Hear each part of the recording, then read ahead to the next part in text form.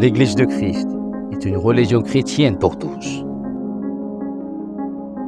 sans distinction de race, de nationalité, de position dans la vie et la société ou de niveau d'éducation.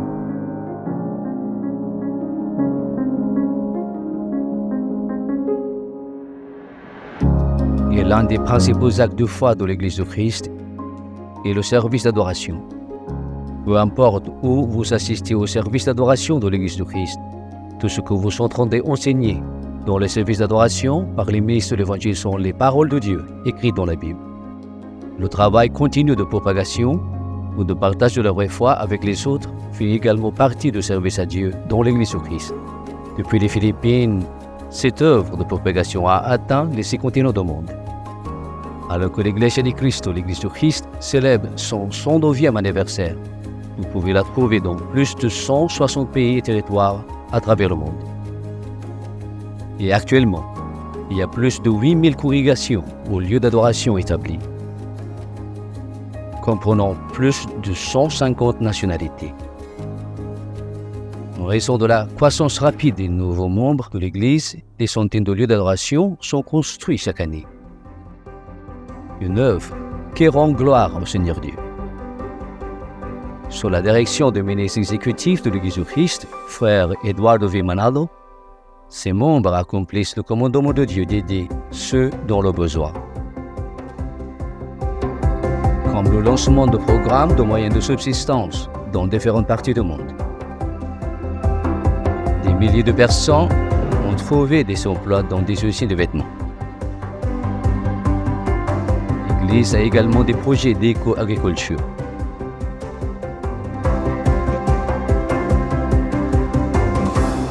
En poursuivant ces projets de logement, l'Église a fourni des logements gratuits à des milliers de familles. L'Église construit également des bâtiments pour des activités majeures et surtout pour renforcer ses membres. Parmi ceux-ci, la Philippine Arena, d'une capacité de 55 000 places, accueille également des événements majeurs aux Philippines. Un autre événement vital tenu ici est la mission évangélique, qui consiste à exposer les paroles de Dieu aux invités, aux amis et aux familles.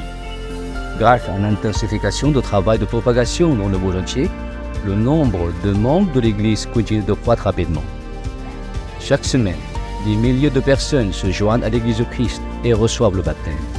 Le succès de l'Église de Christ, grâce au conseil de son ministre exécutif, est entièrement dû à l'aide de Dieu Tout-Puissant. Louange et gloire à Dieu, alors que nous célébrons le 109e anniversaire de l'Église de Christ, l'Église de Christ.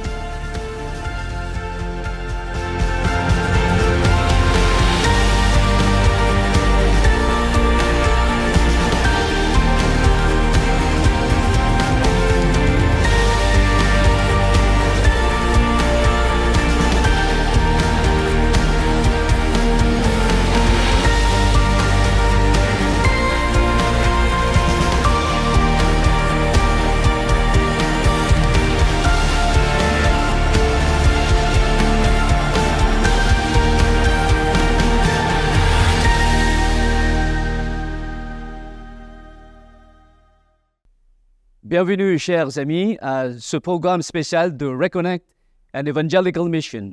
Je suis frère Marlon Gonzalez. Nous saluons tous nos amis et invités qui nous regardent en ce moment. Nous saluons tout particulièrement nos frères et sœurs des districts de Western Europe, de Manitoba, d'Ottawa, d'Afrique du Sud et de la congrégation locale de Thomasina à Madagascar. Nous vous remercions de votre présence et nous avons un sujet très intéressant à traiter aujourd'hui. Aujourd'hui, nous allons discuter du nom de la véritable Église, celle que notre Seigneur Jésus-Christ a fondée au 1er siècle. Un sujet d'actualité, chers amis, car selon TheRegister.com, il y a 4300 religions dans le monde. Et selon World Christian Encyclopedia, il y a 45 000 dénominations catholiques et protestantes, chacune ayant son propre nom. Par exemple, l'Église catholique romaine, l'Église néo-apostolique. Différentes dénominations protestantes comme l'Église luthérienne, différentes églises baptistes, l'Église pentecôtiste, les témoins de Jéhovah, les Mormons et bien d'autres encore.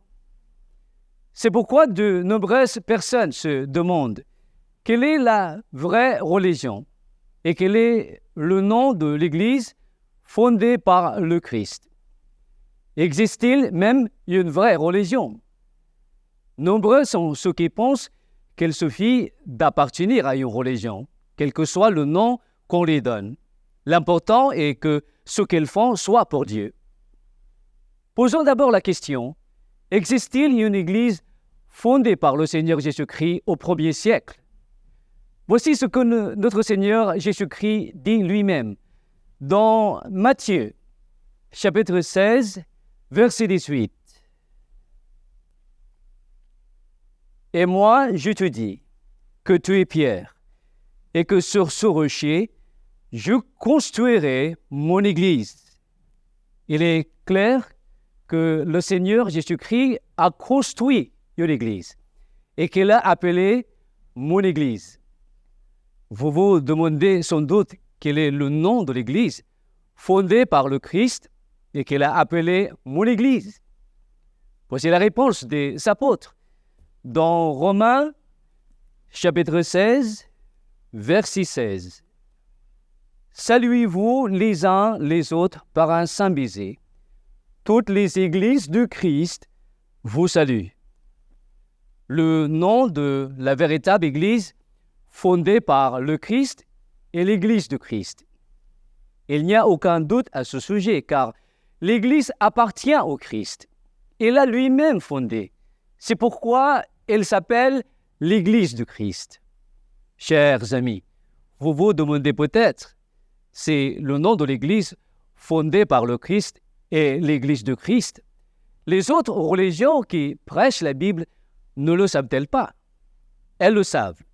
Et l'une des preuves en est ce que dit un prêtre catholique dans son livre intitulé « Fundamentals of Catholic Dogma », écrit par le docteur Ludwig Ott, dans la page 294.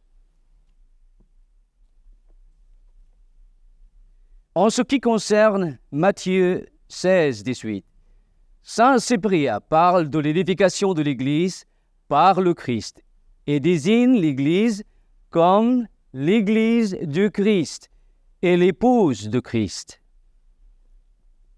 La même chose est attestée par un enseignant protestant, Meyer Perlman, dans son livre « Knowing the Doctrines of the Bible » à la page 349. Le Christ a prédit la fondation d'une nouvelle congrégation ou Église, une institution divine qui devrait poursuivre son œuvre sur terre. Matthieu 16, 18. C'est l'Église de Christ. Peut-être avez-vous remarqué, chers amis, ce que les autorités des autres religions ont compris, enseigné et mis par écrit sur le nom de la véritable Église fondée par le Christ. Si nous avons cité ces livres, ce n'est pas pour en faire la base de notre foi, non. C'est seulement pour prouver que c'est ce que la Bible enseigne vraiment. Le nom de l'Église fondée par le Seigneur Jésus-Christ est l'Église de Christ. C'est pourquoi nous devons nous demander si les autres religions savent que le nom de la véritable Église est l'Église de Christ. Pourquoi appellent-elles leur religion ou leur dénomination d'un autre nom? Le nom de leur religion est-il correct? Si nous consultons la Bible, il est facile de répondre à cette question. Pourquoi? Parce que la Bible dit clairement que le nom de la vraie religion est l'Église de Christ. Y a-t-il d'autres témoignages de la Bible qui prouvent davantage que l'Église qui appartient vraiment au Christ s'appelle l'Église de Christ? Oui, ici dans Colossiens 1, 18. Il est la tête du corps qu'est l'Église. Selon la description de la Bible, l'Église est le corps de Christ. Qu'est-ce que le corps de Christ? 1 Corinthiens 12, 27 et 12. Écoutez bien. Quant à vous, vous êtes le corps de Christ, et individuellement, vous en êtes les membres. En effet, de même que le corps humain est un, mais qu'il a de nombreuses parties, et que toutes ces parties, aussi nombreuses soient-elles, ne forment qu'un seul corps. De même en est-il de l'Église du Christ. Il est donc clair que le corps du Christ, et non plus ce corps, est aussi l'Église de Christ. C'est cette Église de Christ que nous vous présentons maintenant et dont il faut devenir membre selon la Bible. On peut dire, j'appartiens déjà à une religion, mais elle ne s'appelle pas l'Église de Christ. Et c'est important d'appartenir à l'Église de Christ. Oui, c'est vrai. C'est ce dont témoigne le verset suivant, Actes 2, 47. Et louait Dieu et avait la faveur de tout le peuple. Le Seigneur ajoutait chaque jour à l'Église ceux qui étaient sauvés. Il n'y a rien de plus important que de devenir membre de l'Église de Christ, parce que c'est là que le Seigneur ajoute chaque jour ceux qui seront sauvés au jour du jugement. Certains diront peut-être, j'ai déjà compté de nombreuses années dans ma religion et c'est ici que je mourrai. Mais quelle est la conséquence de ne pas être ajouté à l'Église du Christ ou de ne pas en devenir membre? Nous pouvons trouver la réponse dans 1 Corinthiens 5, 12 à 13. Car je n'ai pas à juger ceux qui sont en dehors de l'Église de Christ. C'est Dieu qui jugera ceux qui sont en dehors de l'Église. Ne pas être ajouté par Dieu à l'Église de Christ entraîne le jugement de Dieu. Nous croyons qu'aucun d'entre nous ne veut être jugé le jour du jugement. Au contraire, nous voulons, avec notre famille, être sauvés du jugement de Dieu.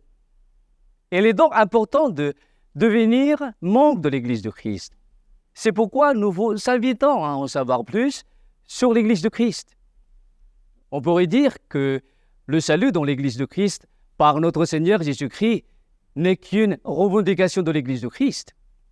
En dehors des versets que nous avons lus, y a-t-il d'autres versets bibliques qui prouvent que l'Église de Christ et ses membres recevront le salut promis? Voici une autre preuve énoncée, cette fois-ci, dans Éphésiens 3, 6. La vérité maintenant révélée est que les gentils peuvent être co-héritiers de Dieu avec Israël. Ils peuvent être unis dans le même corps, l'Église de Christ. Ils peuvent maintenant recevoir toutes les bénédictions que Dieu promet dans la grande nouvelle concernant le Christ. Selon l'apôtre Paul, ceux qui font partie de l'Église de Christ ou les membres de l'Église recevront les bénédictions promises par Dieu et seront ses héritiers.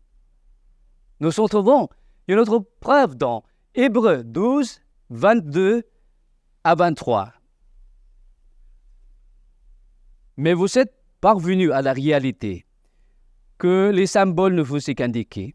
À la montagne de Sion, la nouvelle Jérusalem, la cité céleste du Dieu vivant, et vous faites partie de cette cité. Vous êtes venus rejoindre des millions et des millions d'anges qui se réjouissent de la présence de Dieu, dans les sanctuaires célestes, la véritable Église de Christ, dont les identités sont conservées dans les cieux. Vous êtes venus à Dieu. Les preuves de la Bible sont claires. Ceux qui font partie de l'Église de Christ ont leur place dans la cité céleste ou la ville sainte. Chers amis, nous voulons que vous ayez aussi part à cette bénédiction et nous vous encourageons à en savoir plus sur les enseignements de l'Église de Christ. Comment notre Seigneur Jésus-Christ souligne-t-il lui-même l'importance de l'appartenance à l'Église de Christ pour le salut? C'est ce qu'il dit dans Jean, 10, 9. Je suis la porte. Quiconque entre par moi dans la bergerie sera sauvé. C'est le commandement de Seigneur Jésus-Christ lui-même, d'entrer dans la bergerie ou le troupeau pour être sauvé. Quelle est la bergerie ou le troupeau dans lequel on doit entrer et auquel on doit être ajouté pour recevoir le salut? Ici, dans Actes 20, 28. Faites donc bien attention à vous-même et à tout le troupeau, dont le Saint-Esprit vous a établi surveillant, pour nourrir l'Église du Christ qu'il a achetée par son sang. Le troupeau est l'Église de Christ. Le commandement du Sauveur est que l'on doit entrer dans l'Église de Christ pour être sauvé. Chers amis, cette vérité que nous vous présentons n'est pas la nôtre. Il ne s'agit pas d'une opinion personnelle ou d'un enseignement inventé. Le nom de l'Église fondée par le Christ est l'Église de Christ, ou Iglesia di Cristo en philippin. C'est le corps de Christ dans lequel le Seigneur Dieu ajoute ceux qui seront sauvés et qui auront une part dans la ville sainte. Chers amis, une fois de plus, nous vous encourageons à prendre le temps d'en savoir plus sur l'Église de Christ. Vous êtes invités à assister à nos services d'adoration dans les congrégations locales près de chez vous.